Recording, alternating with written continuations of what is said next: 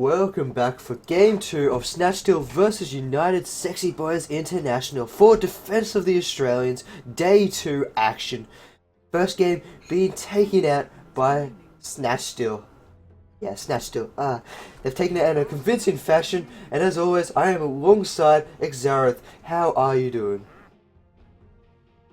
I'm doing quite well, quite excited to get into game number 2. We saw a lot of aggression coming out from Snatch Steel in the previous game. I wonder if they'll play the same sort of style this game, or if maybe United Sexy Boys will be pulling their own aggression this time around.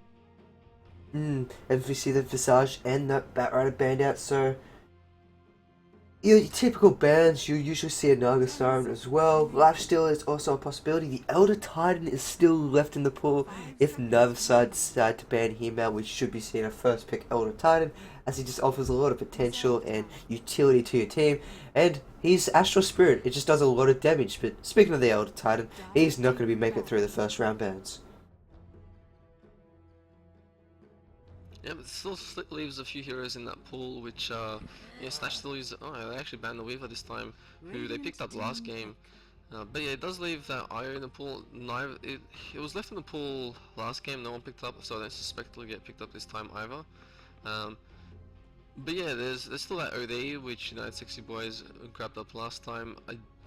It got shut down pretty heavily by the Razor, so I don't think they'll be feeling too comfortable with him this time around. So it looks, we'll see exactly where they decide to go here.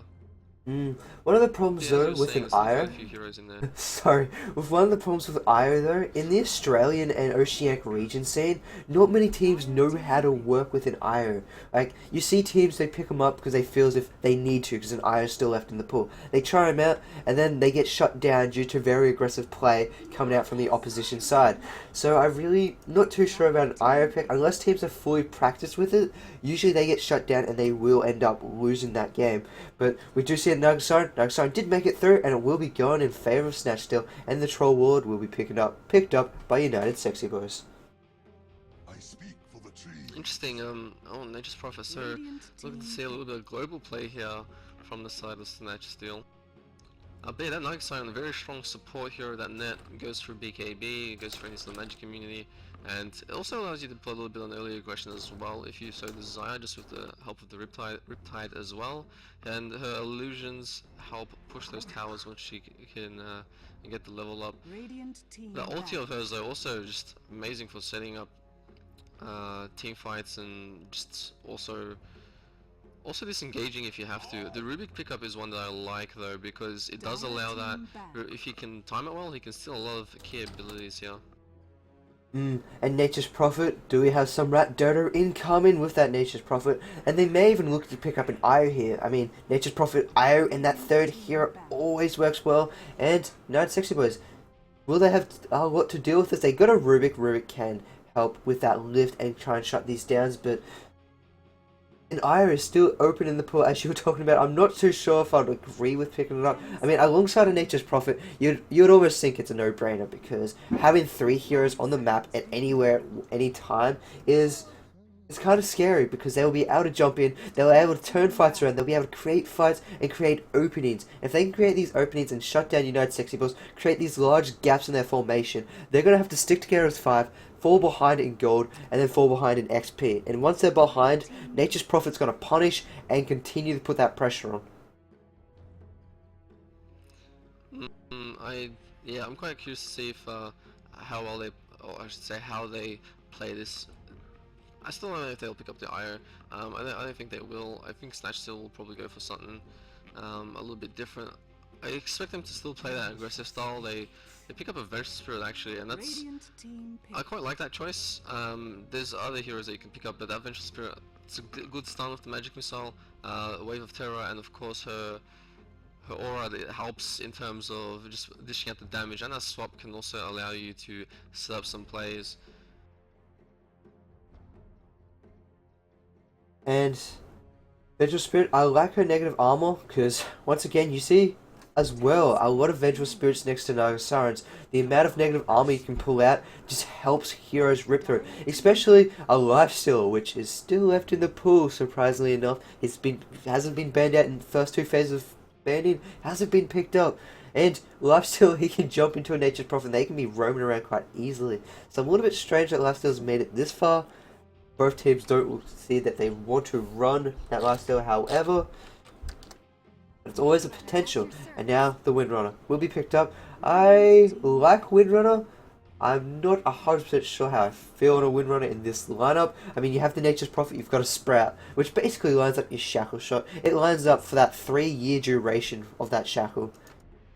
And yeah, and she offers a lot of damage potential coming out from that power shot. And Windrunner, Windrun on Windrunner is a very great escape mechanism. It's fantastic in that offlane. It's great if you are trying to catch up to heroes or just get away in general.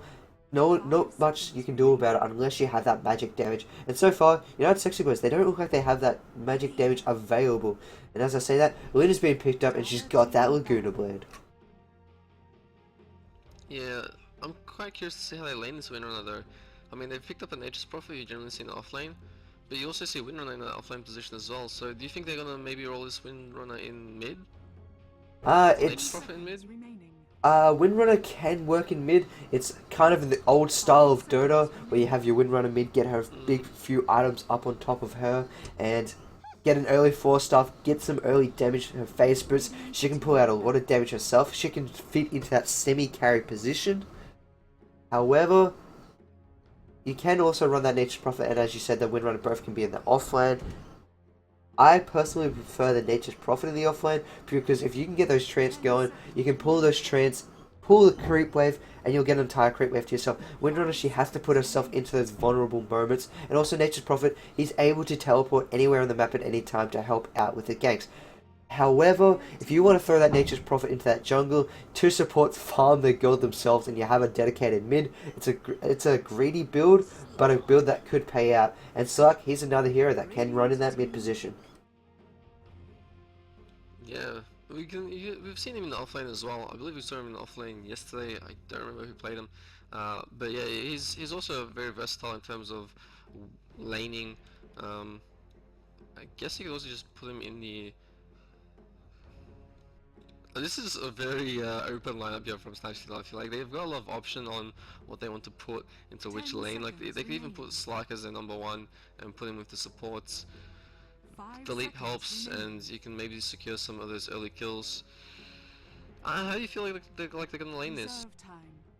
I'm not too sure how they will want to lane. I mean, if you were to guess, I mean, it would be the tri-lane of Nug, Shine, Vengeful, and Slark, Nature's Prophet in that mid-roll, and Windrunner on the off-lane, or switch around Windrunner and Nature's Prophet. It seems the most reasonable. You get as much farm up as possible, keep him safe, keep him alive, because in the end, Slark, in my opinion, is a much better carry than Troll Lord. Troll Lord is a semi-carry. He usually can't hit as hard as other heroes when they get the same amount of farm. He does have that battle trance that helps out, but that battle trance is usually more or not often used to help out your dedicated one position carry. So it will be interesting to see who United Sexy Boys want to pick up for their final hero, for their #1 position, or even possibly their mid lane. I mean, Troll Ward can rotate mid, but it's interesting. As I lose my words. Yeah, I mean, yeah, exactly as you're saying. Troll he does get seen in mid every now and then. Same in that just #1 position as well. I'm quite curious to see exactly where they place him in this situation. They do have that Darkseer who will most likely be in the offlane. I mean, we've seen Darkseers go mid in the past, or sort of just roam into the jungle and just leave the lane alone. Well, yeah, both sort of Meepo. What? Oh, whoa, we're going balls to the walls with Meepo. That's very, very out of the ordinary. Yeah, okay. Apparently one of their players can do Supreme Micro. And it will be going on to that faith. We'll see how much faith he's got, how much faith we can entrust into that Meepo. And to introduce the teams on the side of United Sexy Boys, they've got the captain, Wonderlust. He will be playing on that Troll Ward. Your supports of Bubblegum and Beaver will be on that Rubik and Lena. You got Ekistan or Bekistan will be on that Darkseer. And finally, Faith on that Meepo. On the side of Snatch Steel, we do have their captain, playing the mid Nature's Prophet, Owly. On the offlane, do have Straits playing that Windrunner. Chess is on the Vengeful Spirit, who I'm assuming is a support. Adra is on the Slark, and Optic would be on the Naga Siren. I mean, we have seen Vengeful Spirit carry before, although I can't say it's worked. Yeah, I can't say it's worked It does either. look like it's going to be the Slark. Yeah. And so, they do end up sending that Windrunner down and bottom. Nature's Prophet will be taking that mid roll. Nature's Prophet up against a Troll Ward, if Troll Ward does go mid. I mean, I can't see a Meepo going mid. So Troll Ward against the Nature's Prophet. Troll Ward's got a lot of damage output. He's got his Whirling Axes. Those Whirling Axes also grant him ability to dodge. He's got evasion chance on those axes. If I can find out what they were. I can't currently find out what they were. I think they're about 25 to 30% evasion when he throws out those axes. So that will negate and also do a lot of damage towards those treants, which Nature's Prophets are usually currently quite fond of to be able to deal that damage in mid lane.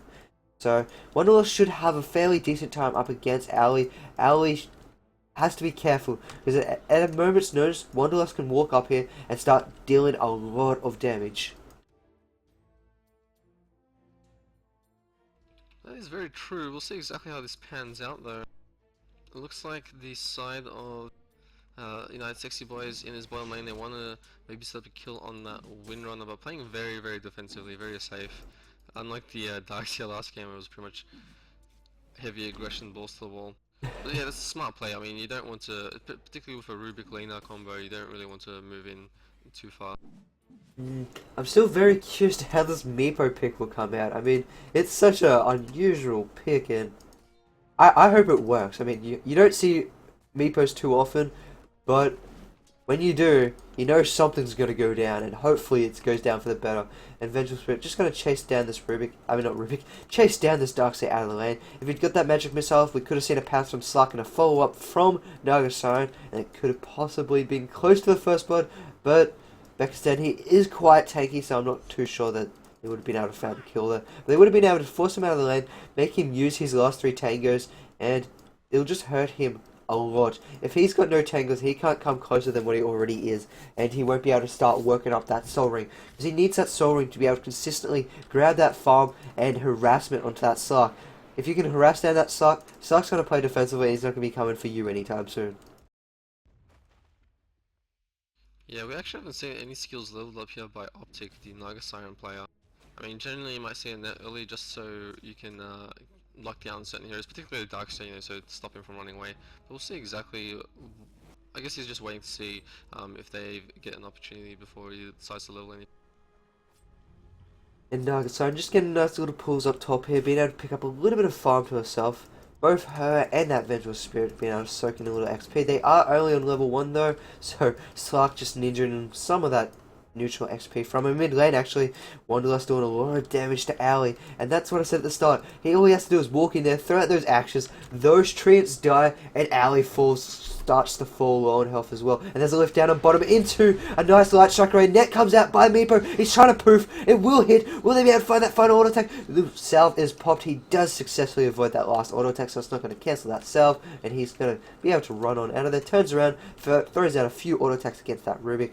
Rubik has to be a little bit careful because Windrunner, she's got a lot of damage that comes out of that power shot. Yeah, almost saw a first blood there on Straits, and we were sort of saying this before, you know, that lift and stun combo, light strike array combo is very, very powerful, and Straits has to be careful when moving out of there. It looks like they might try this again. Oh, no real follow-up there this time. So into this mid game, who do you feel has the advantage? I mean, you have a Meepo that will want to try and split up, get as much XP as possible, start rotating around in the jungle. Because I mean, with one Meepo, you can sit him with next to your supports and they can try and farm up the jungle with you, or you can try and do it yourself, as Meepo is very more than capable of. Or do you feel as if Snatch still will have this better mid game advantage? They start roaming around, they start trying to find some kills themselves. Or do you think they should just try and farm up a little bit, let that Slark hit his first big item before they try and do anything? It's a bit interesting. I mean, Slark, once he hits that level 6, once he maybe gets like his first item or so, he can start moving around and create plays around the map. So can Owly, of course, on that Nature's Prophet, which I suspect will happen at some point. The mid game, it's tough to say really. I'd say that if this Meepo starts to get some good, gets his level 6 early, gets his first clone and then starts to snowball a little bit, then they'll have the advantage. But it's hard to say, just because the Nature's Prophet can get a lot of those towers, and if you get a lot of those towers early on, then your mid game is much improved and you can really start And it putting looks on the like we have a pressure. smoke gate there wrapping around. They have the snare will be popped. We will see a follow-up stun. We will, of course, we'll see a follow-up stun. Nicely timed. They're going to auto attack down, and that's a first blood coming out from the Naga side. And that is the power of a negative armor team. You have negative 4 armor coming out from both those supports, and then you have an easy burst down from a double damaged Nature's Prophet. Yeah, great rotation there. I mean, they saw that they weren't really getting any opportunities on the Darkseer and top, so they decided to move on into mid, allow Owly to continue his control. He's already got 27 last hits compared to the last hits of one of the last who's only sitting on 19 for 5, so that just helps Owly can maintain control, gives him a little bit of extra XP, a little bit of assist goal. Now he's level 6, he can just continue to snowball. He'll feel a little bit more safer if he's going to teleport around the map to set up any ganks. And I suspect we will start seeing that soon, coming up from Owly. Maybe after he picks up his first item, which looks like he might be going for a Dagon here. That's intriguing, going straight for a Dagon. It feels like he needs to get that burst damage takedown here before he can take himself, before he gets taken down. I mean, it's going to be a useful pickup, especially against the Meepo. You jump in, you got a lot of burst coming on that Meepo, pop him out before he can do anything, then that Meepo is going to be absolutely useless. But the problem is, if you build this Dagon build, you've got no mobility. Some Nature's Prophets like pick up a 4-stuff, you have mobility, you have a way to escape and initiate. You don't have a Staff of Vice, which is also another fantastic pickup on a Nature's Prophet. Almost a necessity, if not a key item. And finally, that Midas. Usually you see a Midas, especially with 39 creep kills at the start of the game. He could have had his Midas up and running already by about half a minute ago, and he could start working towards his next big item. I'm not too sure. How do you feel about this Dagon? I actually quite like it. I mean, I suspect that he's just going to teleport in on a location where there's, support or someone else there. He's going to teleport in, Dagon, oh, looks like he has to bait. And they're going in the mid. They will find that kill. Troll Ward just burns him down, and those axes, he gets them before these supports get here. And the supports, they still want to try something. We have a TP in DC from that. Oh, that's a little bit unfortunate, but we have a DC from 2 heroes on top of that Troll Ward, and now Troll Ward is gone. He's in trouble. He's got disconnected at possibly the worst moment in his life. Yeah, that Meepo got DC. Actually, is that? No, it is just a Meepo. For a second I thought it was 2 heroes, but it's just Meepo clones. But yeah, that's a very unfortunate DC. When Lust is gonna come back in here, he's gonna be like, "What's going on?" I don't feel as if though Snatch still will have enough damage to take on Wanderlust. I mean, they are missing their Nature's Prophet. However, Nature's Prophet did buyback and he's ready to TP in here.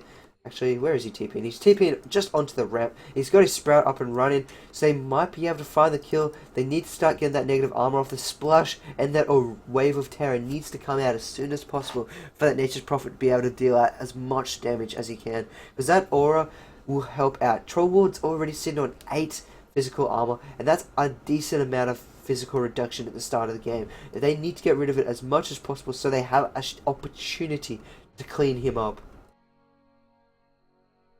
Yeah, with the splash and the wave of terror, they'll lower it by 5, which leaves him on 3. With the Nature's Prophet coming in here, doesn't have his ulti. Actually, I think he just popped it.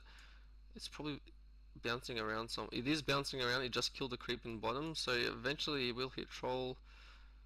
Let's kill the creep in mid. Alright, so he will hit the troll, I suspect, and then with the teleport, I think they will be able to finish off Wanderlust here.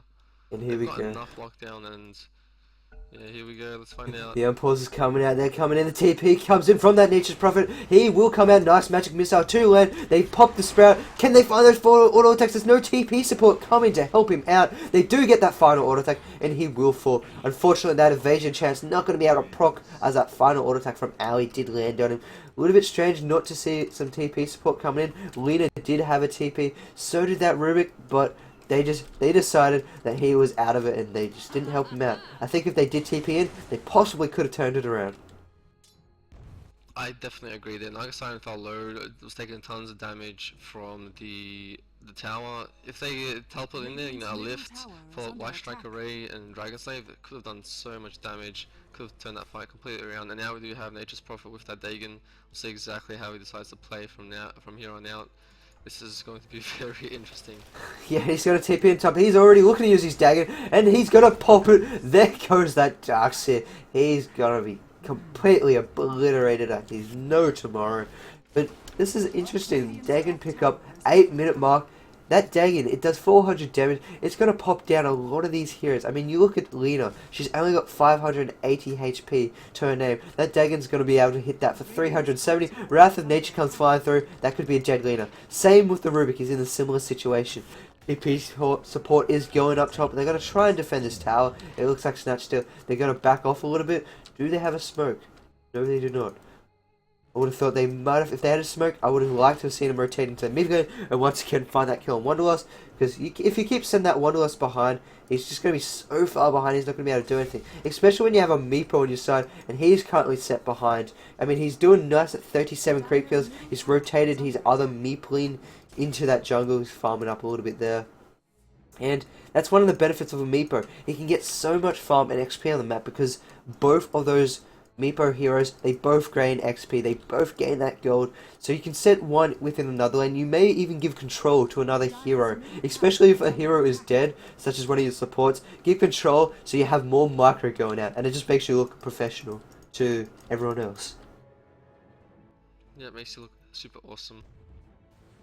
All this mass control, ex-StarCraft pro. We do have a lot of, we do see the TP coming out from Chisia into the mid lane. We have a lot of movement coming out from Snatch still. They're starting to move around the map.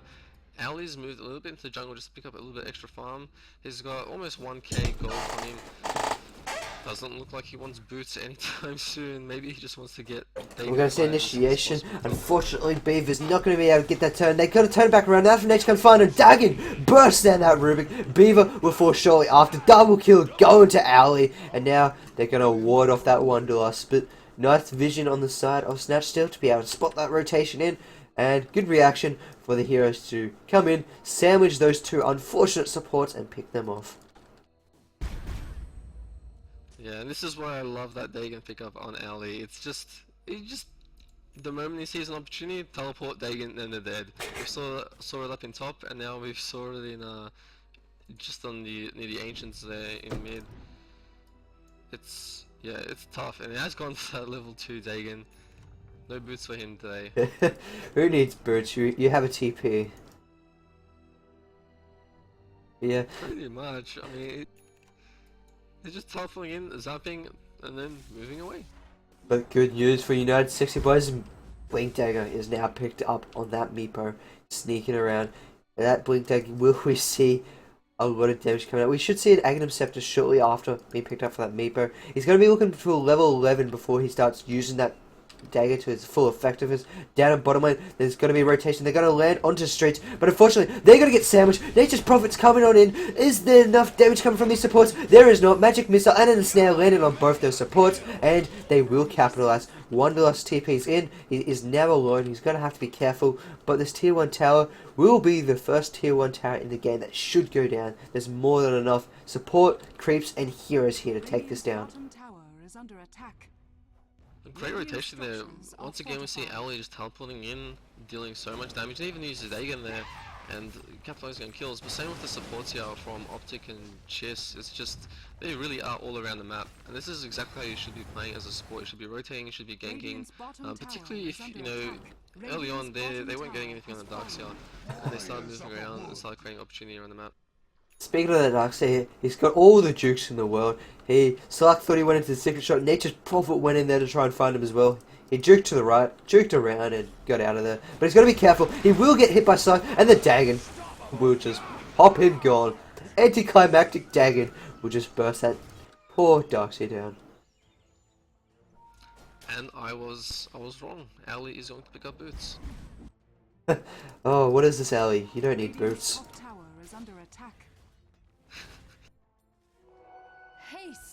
I'd love to see Nature's Prophet Admiral Blade Dagon, no boots, new meta. Yeah. Mass shotgun. I was actually quite curious to see what Adro picks up as his first big item. He's got a drum, he's got his boots, but yeah, generally you see an early Orb of Venom on a Slark and eventually go into something like a Scardia with that. But we'll see what Adro picks up. He might even just go for something like a Basher early on. Or maybe just the MKB to counteract some of that the blind from Troll Warlord. I'm still waiting for some big plays from Meepo.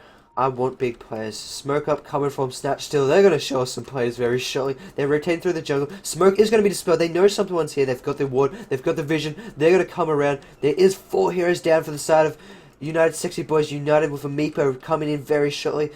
Nagasan's going to be running around. The TP comes in from the Dagon. Wrath of Nature comes flying on through. It does so much damage to that Lina. Lina will get killed. Dagon will pop off that Rubik. Magic Missile will take down that Wanderlust. Triple kill. Go into that Nature's Prophet. And Sark will find his first kill, second kill. Let that Sark go. First kill of the game. But that's a 4 hero decimation coming out from Snatch still. So much roaming. Level 3 Dagon now. Radiant's middle tower is under attack. This is sort of like what happened a little bit like last game. I mean, they were just so aggressive once they started to win their lanes. I mean, top lane, Andrea wasn't really shut down from the Darkseid, was just allowed to get the free farm. Mid lane, Ox, like, you know, Wanderlust didn't do too bad. He got a kill on, in fact, he's the only person that Bubblegum's gonna just fall here. Actually, he gets out of there. How? How does he get out of there? And then Magic Missile will land onto that Darkseid. He gets pounced. Nice swap coming out by the Vengeful, keeping him alive a little bit longer, but... Oh wait, the Vengeance on the opposing team completely negate that. Streets will fall to a nice net coming out by that Meepo. They turn into Slark. Slark will leap up top of that clip and Nature's Prophet will disappear from that fight. So, 2-for-1 trade from a little bit of over-aggression coming out from Snatch Steel. Faith, he blinks in. He's looking for that Slark. Slark's just going to be healing it up. They're going to spot each other due to that daytime vision, did they? No, I don't believe Faith did. But now Slark's coming back around. He's going to be looking for Faith. Faith's taking a lot of damage. Can he get that final auto attack? He needs to micro that creep out. Not going to happen. Wrath of Nature comes flying on through, and Nature's Prophet continues his godlike streak and zaps down that poor Ruby. Can he get that final auto attack in? No, he cannot. wow, so much. Owly, man, he's like everywhere on the map. MVP Owly. 11 kills, 4 assists. He's been involved in every single kill in this game. And not to mention, he's probably been in every single tower kill. Unfortunately, Sark's not going to be able to get the pounce down on that Darkseid, but Owly, MVP Owly, even uses his Dagon to kill that creep. That's he's like, well, it is on a pretty short cooldown at this point. So he's like, yeah, free gold. Holla holla, get dollar. And it's up to level 5. 800 damage from that Dagon will kill these supports in one shot. They've got no chance in surviving. They're trying to build some health up. They're picking up gauntlets, but those gauntlets are just not enough. Sark, he's going to be jumping onto Wanderlust. Wanderlust is going to be taking these auto attacks. The axes is not enough. Magic Missile will come flying on through for Vengel's first kill of the game. Bubblegum, surprisingly enough, just walks into death. Said hello, greeted it, and just took it like a man, so he will fall. Meepo blinks in, it does a lot of post. Post is not enough. There is the negative armor and damage coming out from Sark that will pick off that Meepo. 4 heroes dead. Darkseid still alive as he was not currently in that fight. He's got no mana, he's level 6. There's not really much he can do. Yeah, it looks like Snatch still can just continue on into this push if they really want to. Just summon more trees. Nope, they just want to back off, go to top lane. Looks like they want all the tier 2 towers before they start going for... No, Owly cancels the teleport. He's gonna go into bottom instead. Some split pushing going on. A little bit of drawing on the map. I mean, tactics. Next level tactics. You need these tactics at this stage of the game. And unfortunately, another DC coming out. I'm not too sure if it's the ISP or our good old Australian Dota servers, because they have been acting up as of recently. They've been clearing up over the last few days, which is lucky for us on this weekend that we did get good Dota 2 servers. Before that, we were having problems, especially with the two main Australian ISPs, Optus and Telstra. They were having very big problems trying to connect to the Dota 2 servers. Routing, I believe, was going through the US before it hit the Sydney servers, which is abysmal to say the least, but that has cleared up. Yeah, certainly we got I guess lucky in terms of when it was timed.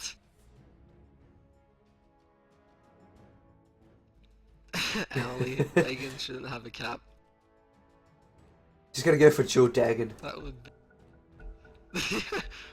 that I just wanted to do that now just because it would be so hilarious. Why not? I mean, this stage of the game, I mean, it's very, very hard for USB to come back into the game. So, Ali, come on, we want to see some Jewel Dagon. See it being played out. We want to see you zap both supports before they can even cast a spell. And speaking of those supports, they're smoked up. They're looking for kill. Faith, he's got that blink dagger. Will he be able to get on in there? He pops that Wrath of Nature. He's going to be TPing out. He cancels it. And they're just going to miss out on that opportunity. And Slark, though, Nature's Prophet comes in, zaps down that Lena. Rubik will fall shortly after. Slark is just going to clean them up. And then Ali, he puts himself in the Sprout, attacks Wanderlust. Wanderlust is going to get that lucky bash. Will it be enough? It will not be enough. Slark just burns through that hero, picks up a triple kill. And in the meanwhile, the rest of Snatch still just having a friendly tea party up atop it, underneath this tier 2 tower. Yeah, they should go for a push here, I suspect, unless they decide to back off and just go for a rush and then tier 3, similar to what they did last game. I don't think they need it at this point. I mean, Ali once again just zapping creeps for the extra goal. I mean, Dagon, it only cost 100 mana and it's 15-second cooldown at level 5. It's ridiculous.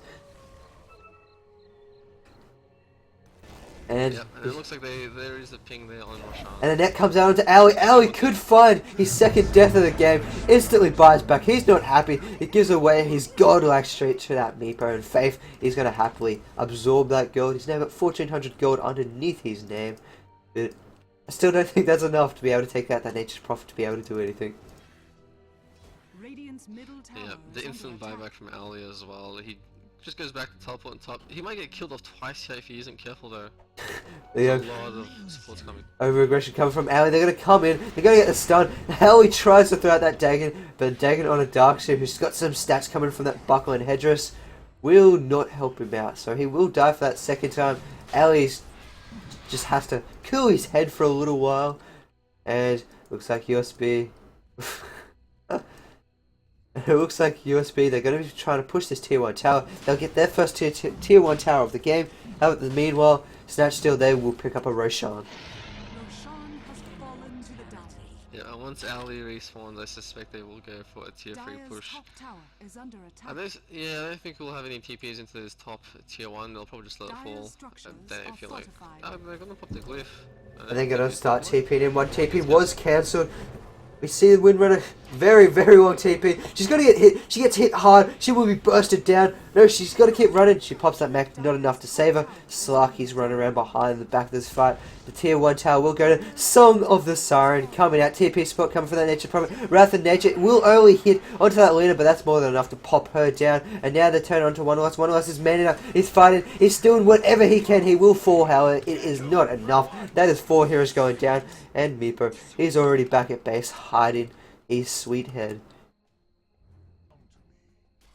Yep, he's picked up his point booster, but at this stage I don't think he'll even be able to finish off his Dagon. So unfortunately we did not see some, super amazing Meepo plays.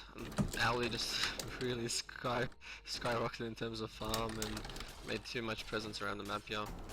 Well, pretty much the entire lineup of Snatch Steel really. The supports roaming early was really smart from them. Allowed them to capitalize on lanes much earlier, and they just continue that domination. A little bit of push coming out. Just cleaning up those little bit of waves, whatever he can get at the moment. I mean, he's picked up his point burst, so he's got at least a little bit more extra health on his main Meepo.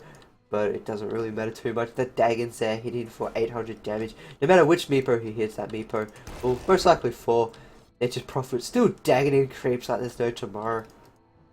Who needs a Midas? You get a Dagon, it does the same thing, right? Yeah, I was just about to say, it's basically a 15-second minus. I mean, like, you don't get the extra gold, the 190 or whatever it is, but you still, it's 15 seconds, it basically amounts to the same thing. So now, when will Snatch still decide to push up this base? And will they do too over-aggressive and get picked off once again? I don't know. I feel as if you just can't kill Slark at the moment. He's got an Eagle Song up. He's got Talisman of Evasion in his stash. He's almost got his Butterfly up and running. Aegis, he's hard enough to kill as it is. He's already 707. So he's almost jackpot right there. But with that Aegis, he won't die. I mean, Lena actually finds a kill in Nature's Prophet. Oh, he was standing inside their base. Oh, wow. I wonder why.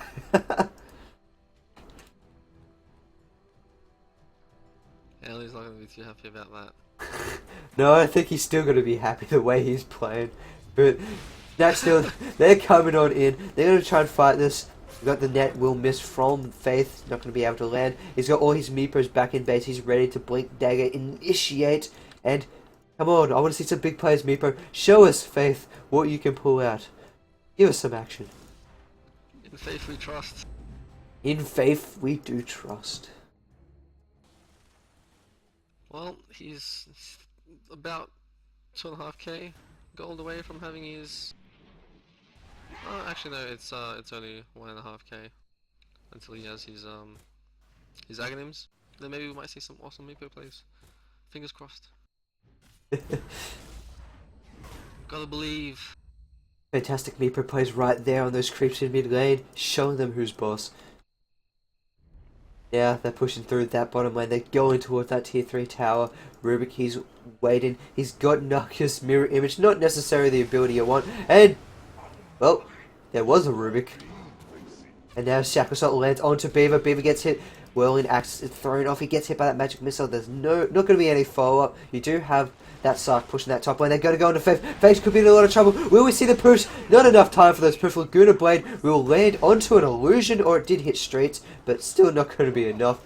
And now they're going to push in. 3 heroes dead. This is nothing United Sexy Boys can do about this. There's still no wall up on the dark side. He's going to try and surge. He's not going to be able to get on out of there. Faith wants to trade Dagon for a blink. Dude, I still don't think that will help Faith out of this kind of situation. Tier 3 tower will go down. The racks will fall. And this should more than likely be a GG come out from United Sexy Boys very shortly. Ellie's happy with the trade. He'll just buy a new Dagon. Yeah, this point. And there's the GG. Streets, like, I don't know why Streets is calling the GG. He's got to be careful. They have to cancel that before anything bad happens. No. There we go. The GG is now called from United Sexy Boys. And this time, Snatch Steel will take Game 2. They will take the series and they will move on in defense of the Australians. Yeah, they will be moving on into round 2 here. They're just going to get a few more kills while I'm assuming a timer's going down unless someone's cancelled it. Maybe Meepo still wants to do that trade. He believes getting that Dagon can still win in that game.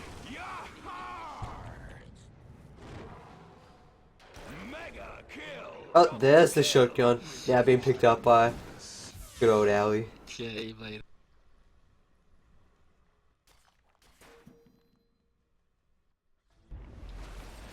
The only thing wrong with it is that he got boots. Yeah, scumbag picking up boots.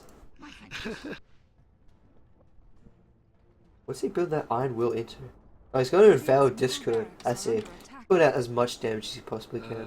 Wow. Radiant's courier has been Nature's Prophet, I hate you.